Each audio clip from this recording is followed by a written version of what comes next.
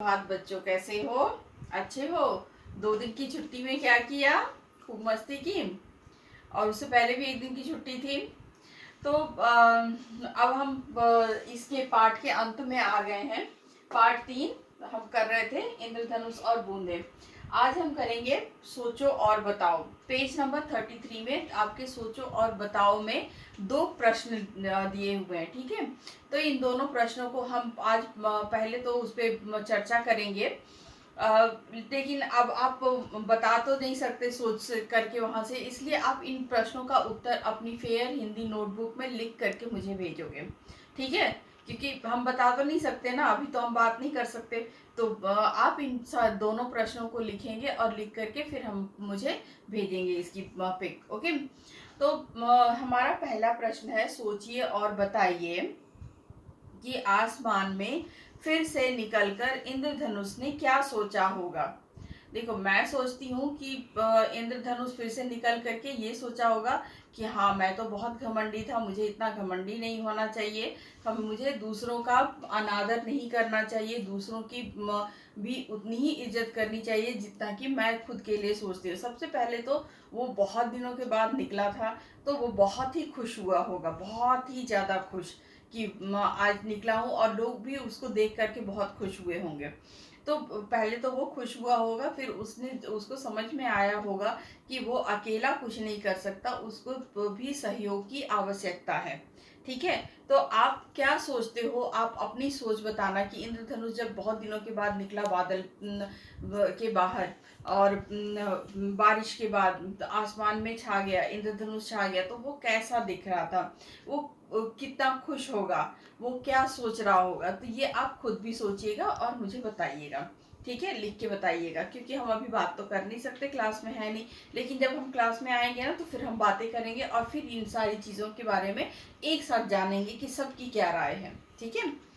तो उसके बाद दूसरा प्रश्न है, बारिश के दौरान और बाद में आसपास के वातावरण में क्या अंतर आता है। देखो, हम देखते हैं ना, कभी अभी गर्मियां है, जैसे पूरा चारों तरफ गर्मी है, बहुत धूप है, धूल है, और बहुत ही गर्मी है। हम जब बाहर निकलते हैं पसीना आता है, हमें गर्मी लगती है, हम परेशान होते हैं ना। लेकिन वही तब जब काले काले बादल छा जाते हैं और उसके बाद बारिश हो जाती है, तो एक ठंडी हवा चलती है। तो ये अंतर है ना, हम इसमें जब गर्मी का दिन है, सूरज वाला पूरा दिन है, और एक पूरा दिन है जिसमें बारिश होती है, बादल होते हैं, बारिश होती है, धूप नहीं लगती, गर्मी नहीं लगती उस वक्त। और पेड़ पौधे हरे हरे दिखने लगते हैं, हर तरफ मौसम बहुत ही सुहावना हो जाता है, मस्त हो जाता है ना मौसम। तो आप ये बताएंगे कि आपको क्या अंतर लगता है, और कि जब गर्मी है एक तरफ और एक दिन जब बारिश हो जाती है, तो क्या क्या अंतर है, ठीक है। तो आप इन प्रश्नों को बताएंगे, और बार बार आप सुनो, अगर मैं जो बोलती हूँ उत्तर वो सुनो, और सुन करके उत्तर लिखो। मैं हर उत्तर को लिख करके आपके पास नहीं भेज सकती, ठीक है। तो आप जब मैं बोलती हूँ उत्तर, तो उसको समझने की कोशिश करो और समझ के खुद ही लिखो, इससे आप इंडिपेंडेंट बनोगे, ठीक है, ओके। अब हम करेंगे आओ जुड़े, ठीक है। आओ जुड़े पेज नंबर 35 में है। उसमें हम सीखेंगे, आसान तरीका सीखेंगे इंद्रधनुष के रंगों को याद करने का, ठीक है। तो इंद्रधनुष में 7 रंग होते हैं, उनको इंग्लिश में हमने वी ले लिया है, ये है हमारा वॉयलेट का, ठीक है। आई इज स्टैंड फॉर, वो जो है वो इंडिगो का ले लिया है। बी हमने ब्लू का ले लिया है। जी हमने ग्रीन का ले लिया है, और वाई हमने येलो का लिया है। ओ हमने ऑरेंज का लिया है। आर हमने रेड का लिया है। तो ये जो है 1 2 3 4 5 6 7, 1 2 3 4 5 6 7, 7 रंग हैं। इन 7 रंगों को में है बैगनी, जामुनी, नीला, हरा, पीला, नारंगी, लाल, ठीक है। तो इसको इंग्लिश में हम जो है इंद्रधनुष के रंगों को विबग्योर भी बोलते हैं, ठीक है, उसको विबग्योर बोलते हैं। VIBGYOR, V for violet, I for indigo, B blue, G green, Y yellow, O orange, R red, ठीक है। तो इनको हम हिंदी में बैगनी, जामुनी, नीला, हरा, पीला, नारंगी, लाल बोलेंगे। और बैगनी का बै हम ले लेते हैं, जामुनी का जा ले लेते हैं, नीला का नी ले लेते हैं, हरा का ह ले लेते हैं, और पीला का पी ले लेते हैं। ठीक है। जैसे इन्होंने पहले फर्स्ट लेटर लिया है ना इंग्लिश में, तो हम हिंदी में इसका ले रहे हैं। नारंगी का ना ले लेते हैं, और लाल का ला ले लेते हैं। ठीक है। तो ये भी हम याद कर सकते हैं, बैजानी हपी नाला। ठीक है। बैजानी हपी नाला भी हम बोल सकते हैं। तो विबग्योर के हमने इंद्रधनुष को देखा है, उसके सुंदर रंगों को देखा है, उसके सातों रंग को हम ऐसे भी याद कर सकते हैं और ऐसे भी बोल सकते हैं। ठीक है। और अब हम एक नया हम देखेंगे कि हम ख्याल करते हैं, हम अपने आसपास का, अपने इन्वायरमेंट का, अपने वातावरण का, अपने आस पड़ोस के लोगों का, सबका ख्याल रखते हैं। ठीक है। तो इसमें हमारे पास इंद्रधनुष, बारिश और बूंदे हैं। तो बारिश होती है तो उसमें पानी होता है। ठीक है। तो आज हम पानी के बारे में बात करेंगे। ठीक है। पानी जो है वो बहुत ही ज़रूरी है। हमें हर चीज़, सुबह से लेकर शाम तक हमको पानी की बहुत आवश्यकता होती है। पानी पीने से लेके, नहाने से लेकर के, हमारे घर की सफाई, कपड़े धोने, बर्तन धोने, हर चीज़ में। पर क्या हमें पानी ऐसे ही बर्बाद होने देना चाहिए? हम हमेशा एक चीज़ देखते हैं कि लोग बोलते हैं कि ब्रश करो, जब तो फिर ब्रश को धो लो, उसके बाद फिर पानी बंद कर दो, फिर जब आपने ब्रश कर लिया अपने दांतों को अच्छे से, तो उसके बाद फिर पानी खोलो। क्या हमें ऐसा करना चाहिए?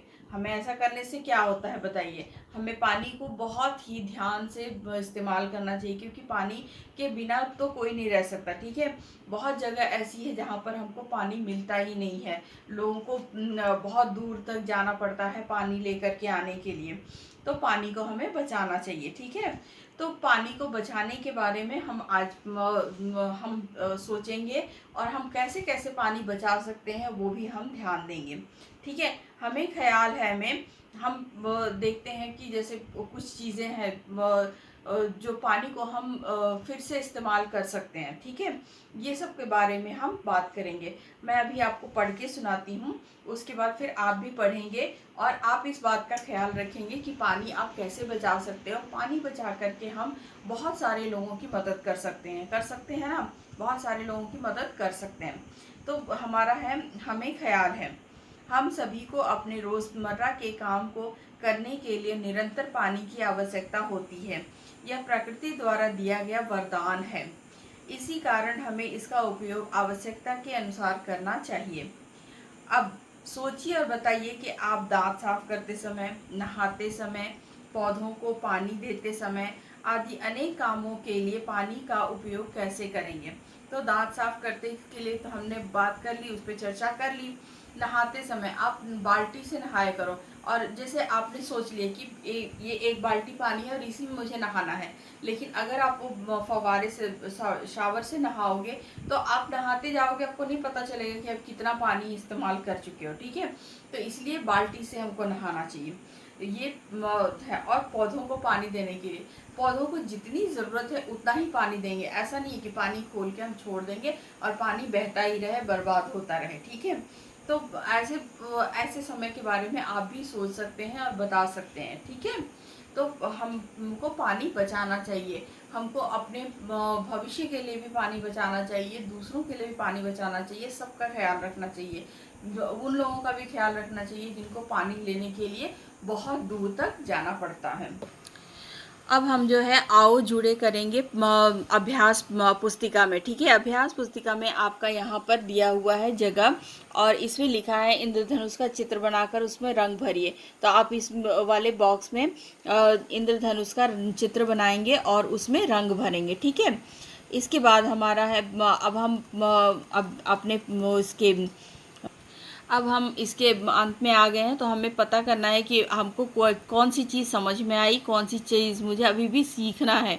तो आप रॉ के विभिन्न रूप, 5 रॉ के रूप देखे थे ना आपने, तो वो अगर आपको समझ में आया है तो आप यहाँ पे टिक करेंगे, और अगर अभी भी आपको सीखना है तो आप उसके लिए यहाँ पे करेंगे विशेषण। किसी भी चीज़ संज्ञा के शब्दों को की विशेषता बताने वाले शब्दों को हम विशेषण कहते हैं। ये अगर आपको समझ में आया तो आप यहाँ टिक करेंगे, नहीं तो यहाँ यहाँ करेंगे। चित्र वर्णन, किसी भी चित्र को देखकर उसके बारे में बताना या लिखना हम चित्र वर्णन कहते हैं। तो ये 3 चीज़ें हमने व्याकरण के रूप में सीखी है, और इन तीनों में अगर आपको आया है तो आप इस वाले बॉक्स में करेंगे टिक, नहीं तो इसमें करेंगे, जो आपको अभी भी सीखना है। उसके बाद हमारा है अभ्यास करो निपुण बनो। इसमें जो है आपको खुद ही करना है। यहाँ देखो आप लिखा, पाठ पूरा करने के बाद यह अभ्यास पत्र विद्यार्थी स्वयं करेंगे।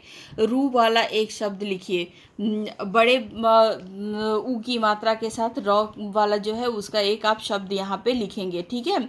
रुपया, जैसे ये रॉ के रूप वाला सही शब्द लिखकर वाक्य पूरा कीजिए। आज मयंक बहुत प्रसन्न है। प्र प और र आधा र लगा करके प्रसन्न है, आप ऐसे लिख सकते हैं। या आपको और कोई शब्द लगता है तो वो भी आप लिख सकते हैं।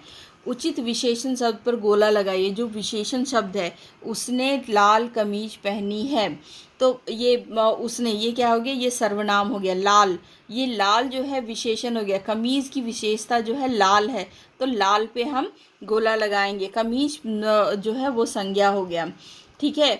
अब है दिए गए शब्दों में से उचित विशेषण शब्द रेखांकित कीजिए। जो शब्द जो है विशेषण है उनको हम रेखांकित करेंगे। बोतल, ये तो संज्ञा हो गया। गहरा, हाँ गहरा विशेषण है, तो इसको हम गोला लगाएंगे इस पे, ठीक है, रेखा लगाएंगे, इसके नीचे लाइन खींचेंगे। डिब्बा, डिब्बा भी फिर संज्ञा हो गया। लाल, लाल जो है वो विशेषण हो गया। सुंदर, वो भी विशेषण है, तो यहाँ पे गहरा, लाल, सुंदर जो है विशेषण है, ठीक है। तो इस पे हम इसको, इसके नीचे हम लाइन लगाएंगे। दिए गए चित्र के लिए 2 विशेष शब्द लिखिए। अब ये चित्र वर्णन की तरह से है, लेकिन इसका हमको विशेषण लिखना है, ठीक है। तो तितली है, तितली के लिए क्या करेंगे, तितली रंग बिरंगी है, सुंदर है, प्यारी है, ठीक है। तो ऐसे शब्द आप उसके लिए लिख सकते हैं। इसके साथ ही हमारा आज ये जो पाठ है वो पूरा हो जाता है, ठीक है।